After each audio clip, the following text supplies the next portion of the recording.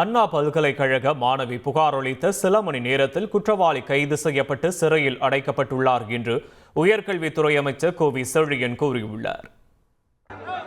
2 தினங்களுக்கு முன்பு நடைபெற்று பல்கலைக்கழக அளவில் அந்த மாணவி எந்த புகாரும் கொடுக்காத நிலையில் இன்று காலை காவல்துறையிடம் அதற்கான புகார் மனு அளிக்கப்பட்டு மனு அளிக்கப்பட்ட ஒரு 2 மணி நேரத்திற்குள்ளாக துரித விசாரணைக்கு உத்தரவிட்டு சிசிடிவி கேமரா போன்றவர்களையும் சந்தேகப்படக்கூடியவர்களும் உடனடியாக கைது செய்து கைது செய்யப்பட்டவருடைய படத்தை காணொளி மூலம் அந்த மாணவிக்கு காட்டி இவர்தானா என உறுதி செய்து அவரை சிறையில் அடைத்திருக்கக்கூடிய துரித நடவடிக்கை எடுத்த பெருமை தமிழ்நாட்டு முதலமைச்சரை சாரும்.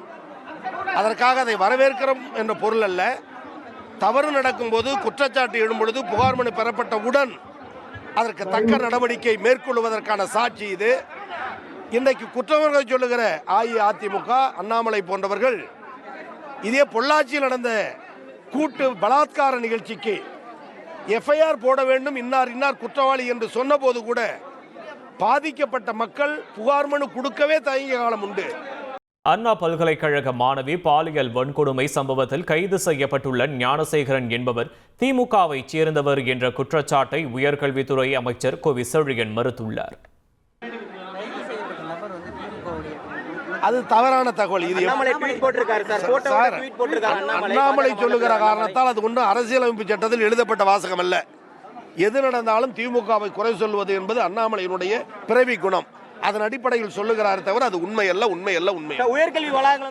உடனே சப்ஸ்கிரைப் பண்ணுங்க.